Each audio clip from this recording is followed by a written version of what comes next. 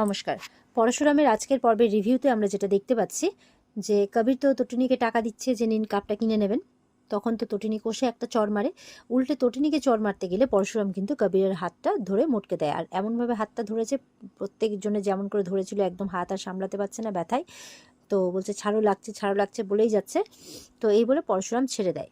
বলছে যে মেয়েদের গায়ে হাত তুলতে নেই, এটা বোধহয় তোমাদের শেখায়নি না, তোমাদের স্কুলিংটাও তো অন্যরকম, সবসময় তো বাইকে করে সারা শহরটা দাপিয়ে বেড়াও, তাই বলছে। তো মদ্যপান করো, উল্টোপাল্টা কাজকর্ম করো, এসব বলছে। তো আরাধ্যাকে বলছে যে শিখিয়ে পড়িয়ে দাও, আবার প্রথম থেকে শুরু করো সহজ পাঠ থেকে, যাতে এরকম আর না করতে হয়। এরপরে কবিরের মাথায় বন্দুক ধরে নেয়, যেই বন্দুক ধরে সেই কিন্তু কবির ভয় পেয়ে যায় যে কি করছো এটা। তো বলে কিছু না। ওদিকে আরাধ্যা ভয় পেয়ে যায়।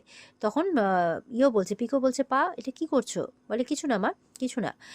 কবিরকে বলছে শুধু এইটুকু বোঝানোর চেষ্টা করছি যে বুলেট আর ট্রিগারের দূরত্বটা ঠিক কতটা। বলছে 72 ঘন্টার মধ্যে আমি কাহিনীকে ধরেও ফেলবো আর তাকে ব্রাঞ্চে নিয়েও যাব, এটা আমি কথা দিচ্ছি, কারণ আমিও হচ্ছে পরশুরাম। আর তোমার বাবার সাথে মানে কর্ণ চ্যাটার্জির সাথে কাহিনীর যে একটা যোগ আছে সেটা আমি খুব ভালো করেই জানি, তাই তদন্তটা আমি সেখান থেকেই শুরু করব। তো এরপরেই কর্ণ চ্যাটার্জিকে ফোন করে কবিরের সামনেই। তো কর্ণ বলছে, হ্যাঁ জামাই বলো, কেমন আছো, কি খবর? কর্ণ বলছে কবির আর আরাধ্যা গেছে তো কংগ্রাচুলেট করতে, 72 ঘন্টার মধ্যে তোমাকে ধরতে হবে, না হলে তো তটিনীকে কাস্টাডিতে নেবে, তো ভোজবাজি হয়ে যাবে ব্যাপারটা। তো আমি যাব মিডিয়া নিয়ে, আমি প্রেস মিডিয়া নিয়ে কনফারেন্স করব, তাই বলছে। বলছে ওরা সোশ্যাল মিডিয়াতে দেবে কিন্তু ছবি, তখন বুঝবে মান সম্মান কোথায় যাবে। পড়াশোনা বলছে না না, 72 ঘন্টার মধ্যে আমি তুলে নেবো কাহিনীকে, কারণ আমি জানি যে আপনার সাথে কাহিনীর একটা লিঙ্ক আছে। বলছে খুব তাড়াতাড়ি পরশুরাম আপনার কাছে পৌঁছচ্ছে, অপেক্ষা করবেন, কারণ আপনি হবেন আমার তদন্তের প্রথম বোড়ে। বলছে পারবে না, তদন্ত শুরু করার আগেই তোমার হাত থেকে সবকিছু যাবে, তুমি মরে যাবে, তটিনীকে কাস্টাডিতে নিয়ে নেবে আর তোমার বাচ্চা দুটোকে আমি অনাথ আশ্রমে দেবো। বলছে চিন্তা করো না, ওরা ওখানেই বড় হবে। তো পরশুরাম বলছে যে ঠিক আছে, দেখা যাবে হাওয়া কোন দিকে বইবে, এই বলে ফোনটা কেটে দেয়। ওদিকে কর্ণ চ্যাটার্জি ডোডোকে বলছে আর সময় নেই, লেগে পড়ো, ওই একটা টোপ দেওয়া হবে যে কাহিনী অমুক জায়গায় আসছে, সেই খোঁজে পরশুরাম যাবে, আর 10-15 জন বাইক বাহিনী তাকে ঘিরে ফেলবে, আর ভেতর থেকে শুটার তাকে শুট করে মেরে ফেলবে, আর বডিটা গঙ্গার জলে ভাসিয়ে দিয়ে আসবে, এরকম একটা প্ল্যান করছে। আর ওদিকে মানে আরাধ্যাকে বলছে পরশুরাম, তুমি আমার শালিকা হও, তবুও বলছে এই বাড়ি থেকে তুমি বেরিয়ে যাও। আর কবিরকে বলছে এই বাড়ি থেকে বেরো, আউট, এই বাড়িতে কোনো ক্রিমিনালদের জায়গা নয়, এটা ভদ্রলোকের বাড়ি। এই বলে টানতে টানতে কবিরকে বের করে দেয় বাড়ির থেকে। সেই সুযোগে আরাধ্যা ওর দিদিকে বলছে, সরি দিদি, আমাকে ক্ষমা করে দেয়, হাত জোর করে ক্ষমা চাইছে। বলছি আমি আমার শ্বশুরমশাইয়ের চাপে পড়ে এখানে এসেছি, আমার বরের চাপে পড়ে এখানে এসেছি, আমার বর বাইরে আছে, শুনে ফেলবে, আমি এই সুযোগে তোকে সত্যিটা বলে দিলাম। এরপর যখন বেরোতে গিয়ে আবার তটিনীকে বলে জামাইবাবুকে মেরে ফেলার প্ল্যান হচ্ছে, খুব সাবধান, এই বলে বেরিয়ে চলে যায়। তো এটা তো বাচ্চারা শুনে ফেলে, বাচ্চারা শুনে অবাক হয়ে যায়, তটিনীও শুনে অবাক হয়ে যায়। ওদিকে পরশুরাম যখন ঘরের ভেতর এসছে, বাচ্চারা বলছে মাসি কি বলে গেল মা যাওয়ার সময়, যে জামাইবাবুকে মেরে ফেলার প্ল্যান হচ্ছে, মানে জামাইবাবু মানে তো আমার বাবা, মানে বাবাকে মেরে ফেলার প্ল্যান হচ্ছে, কিচ্ছু করতে পারবে না, কিচ্ছু করতে পারবে না, আমার বাবা হচ্ছে পরশুরাম, এইভাবে বলছে। তখন পরশুরামও তার বাচ্চাদের আদর করে বলছে, হ্যাঁ বাবা, কিচ্ছু করতে পারবে না, কিচ্ছু হবে না। তো এবার পরশুরাম বলছে তটিনীকে, আমাকে একটু মানে তোমার যেহেতু তদন্ত চলছে, তোমার ডিপার্টমেন্টে একটু খোঁজ খবর করতে হবে, পারলে আমাকে ক্ষমা করে দিও, বলে পরশুরাম নিজের কাজে যায়। আর তটিনী কিন্তু ওর বোনের বলা কথাগুলো ভেবে যাচ্ছে যে পরশুরামকে মারার প্ল্যান হচ্ছে, এটাই ওর মাথার মধ্যে চলছে। পরশুরাম চলে গেছে বিজিতের কাছে কাহিনীর ছবি নিয়ে, কাহিনীর ছবিটা দেখাচ্ছে, একে চেনো? বিজিত বলছে চিনলেও বা কি, না চিনলেও বা কি, বলে অনেক কিছু অনেক কিছু, চিনলে অনেক কিছু, বলো চেনো কি চেনো না? তো তুমি সব কিছু জানো, কোথায় কখন কি পাচার করা হচ্ছে, কোন মাদকদ্রব্য পাচার করা হচ্ছে, কী পাচার করা হচ্ছে, সব জানো, বলো চেনো কি চেনো না? তো বলো বলো, চিনলে অনেক কিছু, কিন্তু চিনলে তোমার জামিনও হতে পারে। বলে কি জামিন হতে পারে? হ্যাঁ চিনি চিনি চিনি, একে চিনি, আমি এই কাহিনীকেও চিনি, বিক্রম টিক্রম সবার ছবি দেখাচ্ছে, বলছে এই বিক্রমকেও চিনি, সবাইকে চিনি, আমি এই গোটা নেটওয়ার্কটা জানি, আমি পুরো চেনটাকে জানি, সবাইকে চিনি, আমি আমার মুক্তির জন্য সব কিছু করতে পারি। তো পরশুরাম বলছে কাল তোমাকে কোর্টে নিয়ে যাওয়া হবে, আর ওখানে তোমাকে মুক্তি দেওয়া হবে। তো বলছে আপনি কি আমার সাথে মশকরা করছেন? আমাকে কি এই যে আমি জানি জানি বললাম, তো এটা নিয়ে আমাকে পিষবেন নাকি? তো বলছে যে কালকে দেখা হবে, কালকে তুমি যাবে এখান থেকে সোজা কাহিনীর কাছে, তো তারপর কি করতে হবে না করতে হবে আমি তোমাকে সবটাই বলে দেবো, তাই বলছে। বলে কেন আমার উপর এত সদয় হচ্ছেন কেন, কোনো ফাঁদে পড়েছেন নাকি?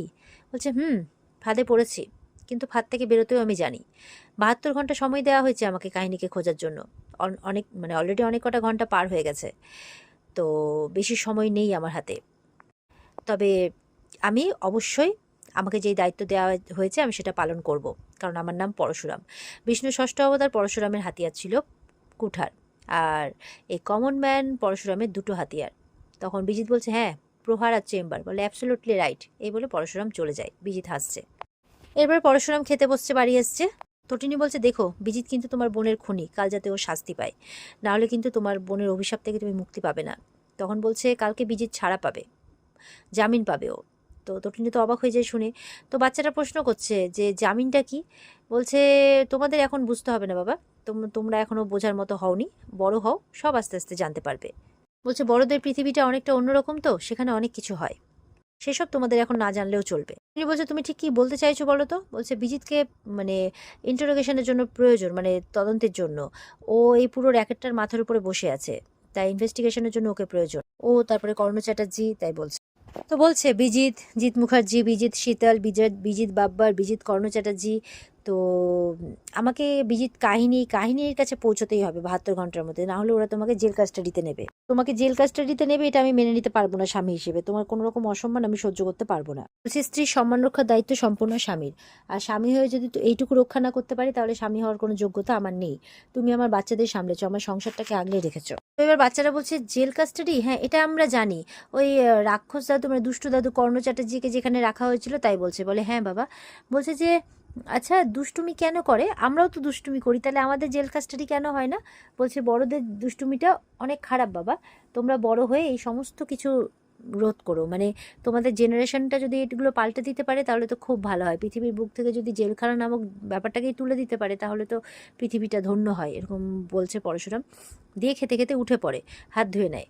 তো তটিনী বলছে, খাবে না? বলে, খেতে পারবো না তটিনী, আমি তোমাকে ঠিক বলে বোঝাতে পারবো না, বলে ঘরে চলে যায়। তটিনীও তখন বাচ্চাদের খাওয়াচ্ছিল, খাওয়াতে খাওয়াতে বলে, তোমরা খেয়ে নাও, দিয়ে পরশুরামের কাছে যায়। তটিনী ঘরে গিয়ে বলছে, তুমি বিজিতকে কেন ছেড়ে দেবে বলছো? কারণ ও তো তোমার বোনের খুনি। বলে, হোক খুনি, দরকার পড়লে পরে ওকে ধরে আমি এনকাউন্টার করে দেব, কিন্তু এখন আমাকে কাহিনীকে যে করেই হোক খুঁজে পেতে হবে, যে করেই হোক, কারণ কাহিনীর কাছে পৌঁছানোর জন্য আমার বিক্রমকে লাগবে, বিজিতকে লাগবে, আর বিক্রমের কাছে পৌঁছানোর জন্য আমার বিজিতকে লাগবে। দরকার পড়লে পরে আমি ডিপার্টমেন্টে ওকে পৌঁছে দেবো, ডিপার্টমেন্টের হাতে, কারণ সৌরভের সাথে আমার কিছু বোঝাপড়া আছে, আর ডিপার্টমেন্টের সাথেও আমার কিছু বোঝাপড়া আছে। বলছে, কি করবে তুমি? বলছে, এত বছরের সার্ভিস তটিনী, এত বছর সব কিছু করেছি আমি ডিপার্টমেন্টের জন্য, তো সেই ডিপার্টমেন্ট আমার ওয়াইফকে হ্যারাস করেছে, তো সেটা তো জবাবদিহি তাদেরকে করতেই হবে। তো তখন তটিনী পরশুরামকে জড়িয়ে ধরে বলছে, এতটা ভালোবাসো তুমি আমাকে? বলে, হ্যাঁ। বলে, বিয়ের এতগুলো বছর পরেও এত ভালোবাসা যায়? বলে, হ্যাঁ যায়। তো বলছে, হ্যাঁ আমি এইভাবেই ভালোবাসবো, আর এইভাবে আগলে রাখবো তোমাকে, আমার পরিবারকে, বাচ্চাদেরকে, সবাইকে, তাই বলছে। তো এই বলে ওরা একটু নিজেদের মধ্যে সময় কাটাচ্ছে, আর এখানেই কিন্তু আজকের পর্ব শেষ হয়ে যায়। তো এই ছিল আজকের পর্বের রিভিউ। ভালো লেগে থাকলে পর্বকে লাইক কমেন্ট করে জানাতে ভুলবে না, আর আমাদের সাথে জুড়ে থাকতে চ্যানেলকে সাবস্ক্রাইব করতে ভুলবে না। দেখা হচ্ছে তোমাদের সাথে আগামীকালকে। সবাই খুব ভালো থাকবে। আজকের মতো পর্বের রিভিউ এই পর্যন্তই। বিস্তারিত দেখার জন্য অবশ্যই স্টার জলসার পর্দায় চোখ রাখবে। টাটা।